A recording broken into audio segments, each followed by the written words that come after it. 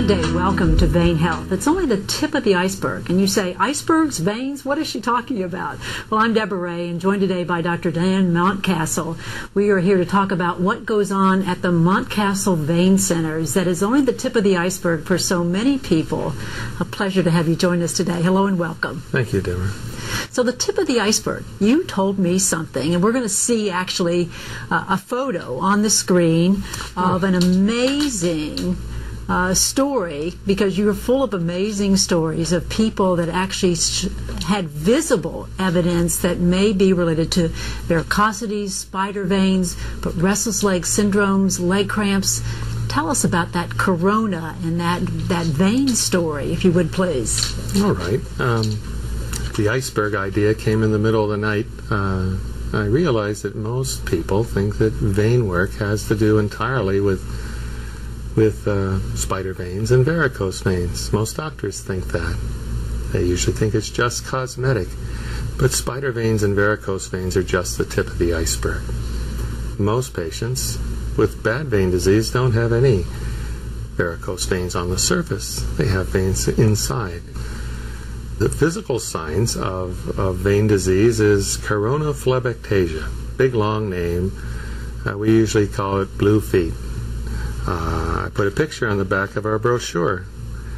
It's a sign that the valves in the veins up above the ankle and the lower leg have failed. I'm sure you look around. I do it, the grocery store checkout. Well, I kid people. I tell them, first of all, that the veins are like an upside-down tree, kind of like a bush. The twigs are way down there at your ankle, and if the valves above are failed, those little capillaries at the ankle on the surface dilate and become these blue veins, 30 or 40 times what they were when you were a child. And they're visible. And it's called micro-phlebectasia. It's a pretty sure sign of failure in the greater saphenous vein or small saphenous. Mm-hmm. So I joke with people. I say, now that you know more than most of the doctors in town about veins, now that you know about this, you can stand in the grocery store line and look ahead, and if you see that, you can introduce yourself to a perfect stranger, tap them on the shoulder and say, you don't know me, but you've got micro-phlebectasia, a pretty sure sign of failure in the greater saphenous vein. You ought to go see that Mountcastle character and get your veins fixed, because it's a sign of failed valves, and they won't get better. They just gradually get worse, and we have to fix it.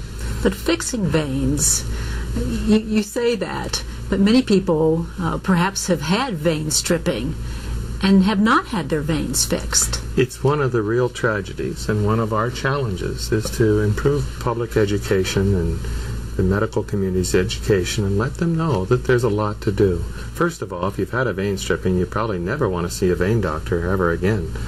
You're afraid. It was terribly painful. It's barbaric compared to the gentle procedures now. Secondly, about 45% of patients with vein stripping, another vessel fails. And the tragedy is that they say, well, I've had my veins stripped on both legs. Right. What has happened, though, is they've only had 1 out of 5 veins treated on both legs. And in 45% of the cases, people with vein stripping get all their symptoms back again because another vein opens up. The surgery itself seems to encourage that. And so they get all these symptoms. My mother, my brother-in-law, and they don't seek treatment because, first of all, they're afraid of vein treatment. Sure. Now it hurts. Sure. And they were laid up and all the things that don't happen now. And secondly, they think that they're treated, and they aren't. Right.